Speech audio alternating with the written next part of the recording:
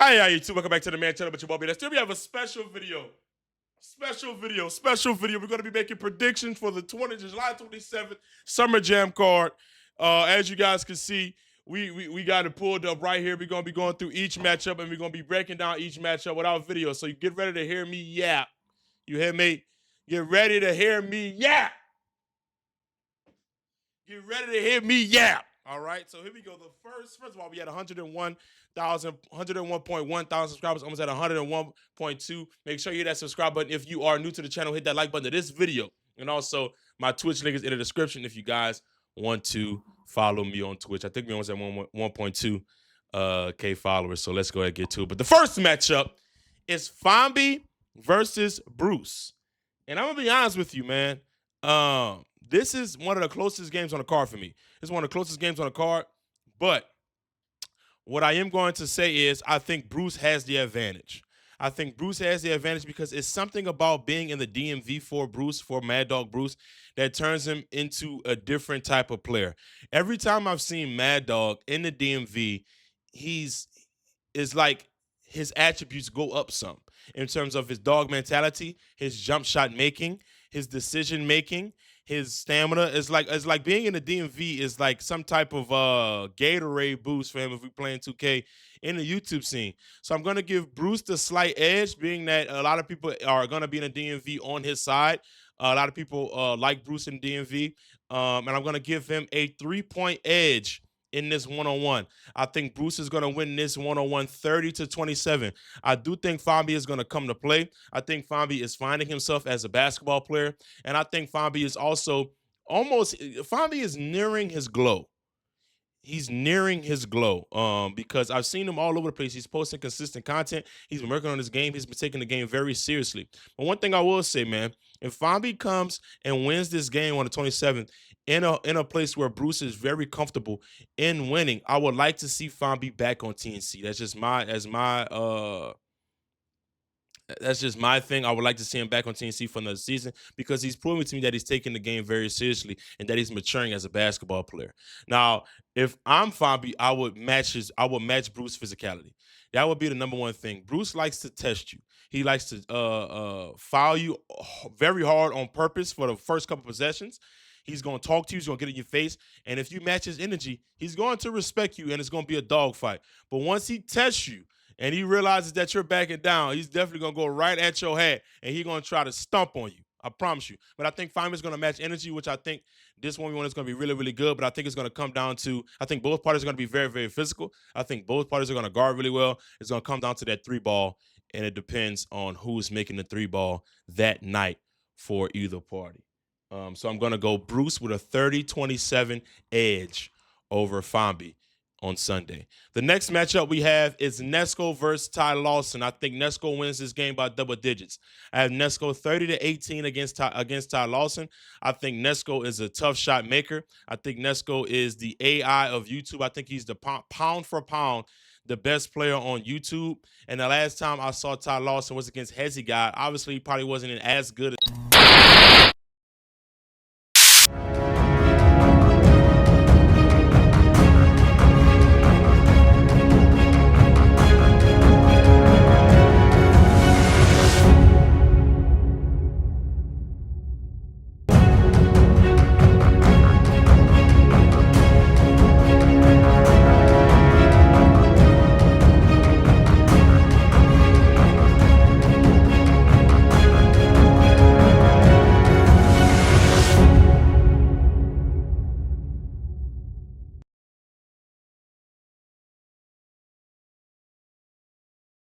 shape as he is now, which is a thing. It is a thing, but I don't think that's going to be enough to beat Nesco, who is in first of all, Nesco has seen every ounce of adversity in life. So there isn't anything in his 1v1 that he won't see that is going to deter him or scare him. So I think Nesco is going to make shots. I think he's going to get to the rim. And I also think he's going to defend well enough. I haven't really seen Ty Lawson's bag. Obviously, he played in some 5v5s with Friga, but that was mostly 3-balls that he was getting off. It wasn't really him getting into his between game, pivot work, bump work, physicality work, mid-range work, things of that nature, pivot work when he gets in the paint. I haven't really seen any of that. So I think Nesco is going to be able to guard him pretty well. So I think Nesco is going to win this game by double digits. I'm going to go 30-18 on my prediction, but I won't be surprised if it's like a 30-25 game, 30-26 game if Ty Lawson comes out to play and he's making that three ball. But I'm going to go double digits. I'm going to go 30-18 Nesco. The next game we have on the card is the toughest game for me. It's the toughest game for me, y'all. And oh my gosh. Rob versus Zay. I think Rob has found a zen. I think Rob is understanding what to expect from fans. I think he's understanding what to expect from himself. But this is going to be his toughest match to date. I think Uncle Scoob was a very, very tough match for him on the pay-per-view, but that was mainly because of his mentality and his inability to adjust to the physicality that Uncle Scoob was bringing to the table in that one-on-one. I think he's learned from that. But in terms of what this one-on-one is going to be, I think Zay's mentality is going to always be dominate. And I think that's going to he's going to be in kill mode. Rob is going to have to match his energy. But I think Zay has the edge here. I think it's going to be the closest game on the card. I have this a one-possession game. I have this 30-28 Zay. I think him being at home with his home crowd, I think it's going to fuel him. I don't really see Zay being rattled by the pressure of him being undefeated or being at home. So I'm going to go Zay 30-28, but I will not, don't get it twisted, I am not sleeping on Rob at all. If Rob comes out and win this game, I will not be shocked. I will not be shocked. And to me right now, I have Zay as the number one player on the scene, slightly over Nasir Kaur. But if Rob wins this game, there's going to be some serious discussions on where Rob should be ranked. And I'm not going to, listen, don't quote me on it, but it's going to be a top 2 ranking. It's going to be a top 2 ranking. And I think this game changes a lot within the YouTube scene. I think this is the game that changes a lot within the YouTube scene based on rankings and how we view players. Because some people are going to, obviously this is a top 5, top 3 matchup for some people, top 5 matchup for me. I think some people are going to go down, obviously. But this is a very close game. This is a very evenly matched game. I think Rob is going to have to match physicality, obviously. I think he's going to have to be in that shooting pocket slightly. Obviously, you could kind of not give Zay the 3 ball, but that is something you would rather him take than him getting downhill. But I think Rob is one of the very few guys that can match Zay's bump at a very, very high level once he gets past that elbow area and once Zay starts to do that bump, pivot work, double ball fake, and gets into that type of bag. I think Rob is the one guy that can match that bump. But he's going to have to be very, very disciplined once Zay gets into that painted area and he starts doing those pump fakes. Because Zay's touch around the rim is probably number 1 on the YouTube scene. The way he is able to, we just watched a spar session, the way he's able to finish around the rim, outside finishes, close finishes, pivot work, and finish. I think Rob is going to have to force him left and force him to do those things with his left hand. If he could do that, I could see Rob in this game. And if I'm Zay, we just don't allow no threes.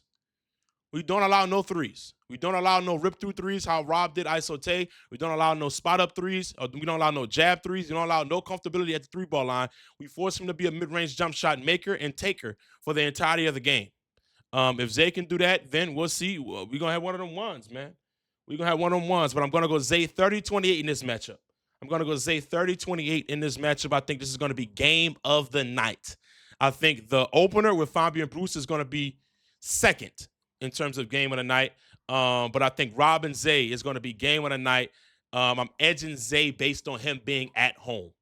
If Rob was in North Carolina, I'd be edging Rob. All right, here we go. Nasir Kaur versus Kyrie Walker. Oh, yes! They got Scoob and Lamar as the main event. Scoob and Lamar as the main event. That's exactly what I wanted. But now we're going to Kyrie Walker versus Nasir Kaur. I'm not going to lie to y'all, chat. Kyrie Walker, he kind of made me not move towards him. I have Nas winning this game, but I had it a blowout at first. I had Nas like 30-17. But when I watched that Instagram live, was going to go up on my channel in a little bit. I'm not going to lie to y'all, man. I have it a little bit closer. Obviously, Kyrie Walker has a 6'6", 6'7" frame, and he's going to be able to contest some shots. But I think the biggest thing for Kyrie Walker is his attrition. If he's going to be able to contest those shots and absorb the bump from Nasir Kaur for the duration of the game, he can make this a really, really good game where he could potentially win. But my thing is Nas is methodical. He's a tactician, and he's also, when there's blood in the water, he's a shark. So I think this is going to be a conditioning thing for Kyrie Walker. Is he going to guard for the duration of a game? Because his frame is actually bigger than Najee Court's. But is his conditioning just as good, if not better? If it is, we can have a one-possession game. If it isn't, we could potentially see a double-digit game. So I'm going to go Nasir Core 30-22 in this game right here. I'm going to go Nasir Core 30-22 in this game. I think Kyrie Walker is going to show some things, some promising things that he could come back to and come back to the 1v1 scene and see guys like Bruce, Famby, people like that, and then make his way back up to maybe see a Robert Zay. That could potentially happen as well. But I do not have Kyrie winning this game. But based on this live, I think he's going to come out and we're going to see the best version of Kyrie Walker defensively. I think he has the skill. And I said this in my last live. I think he has the skill, but does he have the will? Does he have the will? Nasir Core has the will to win games. Some of these games, Nasir Core isn't the most skilled guy in that game, but he has the will to win the game. So I'm going to go Nasir Core 30-22 in this matchup. That was 2 years ago. Traskey, can you be a little objective? Can you use a little logic? That was 2 years ago, and him and Ron the Crash, he wasn't even playing Ron the Crash Dummy, bro. Like, y'all be bringing up, I feel like people be bringing up old shit, like people can't change, or people, like, what? That's 2 years ago. The fuck? Anyway, we're going Lamar Peters versus Uncle Scoob right here. This is a very uneven matchup to me.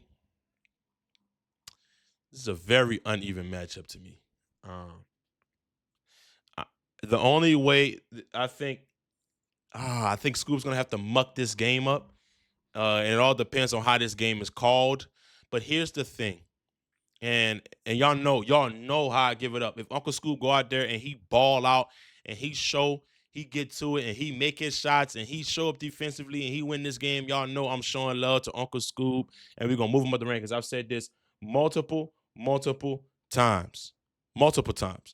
But I just don't see how he beats Lamar Peters. I don't. Lamar Peters is just as much of a dog as him. He's just as much, if not, all right.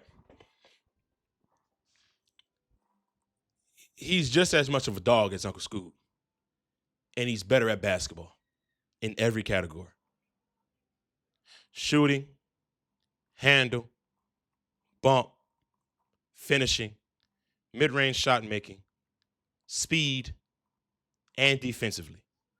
And that's just me saying facts. Like, if I broke this down, I think this is the most uneven matchup on the card. I do. This is generally how I feel about it. This is no disrespect to Uncle School, because if he goes out and balls out, y'all know I'm gonna show love. But I do think this is the most unbalanced matchup on the card. I'm gonna have LP 30. I'm going LP 30-17. 30-17 in this matchup. I think Scoop is going to make some jab threes. I think he's also going to make some shots in the mid-range. But I think LP is going to score in more bunches than Uncle Scoop. And as a result, I have him winning the game 30-17 in this matchup. And if I'm Uncle Scoop, I try to force LP right and make him make right-handed layups as much as possible. But I'm going to be honest with you. LP can go right. Just because he lost the ball a couple times in that tag team 1-on-1, bro, he can go right, bro. And he can finish right. So I'm curious to see what unfolds and what happens. But Uncle Scoob is meeting a dog that is not afraid of physicality. He isn't afraid of the moment. So a lot of you are going to be saying, well, first of all, I had Rob winning that game by like 5 points last time they matched up in the pay-per-view one. And some of you are going to say, well, y'all said the same thing about this ain't Rob. This is not Rob. mentality-wise. Like I said in my previous live, sometimes Rob's mentality is inconsistent in terms of when he's going to be Thanos and when he's not going to care. Lamar Peters, you never have to question whether or not he cares. So it's just going to be two dogs meeting up with each other. And I think Lamar Peters is going to win this game 30-17 on July 27th. So hit the like button and subscribe if you guys enjoyed this video. I hope all parties are in shape. I hope all parties are healthy. I hope all parties have their best day so that we can see some of the best bump that we've seen on the scene and that we continue to see this scene prosper. This is no disrespect to any player, none of my predictions. I think all of these guys are hell of a players, and I commend all these guys putting their rep on the line and showing their basketball abilities for the entire world to see, and for haters and naysayers and people that mess with them and F with the game to talk and do whatever the case may be, that they see the product when they see the product. But I commend all these hoopers for putting their rep on the line, bro. This is no disrespect to no hooper. This is just what I think is going to happen on Sunday. If you guys enjoyed this video, hit the like button and subscribe. I'll see you guys in the next video.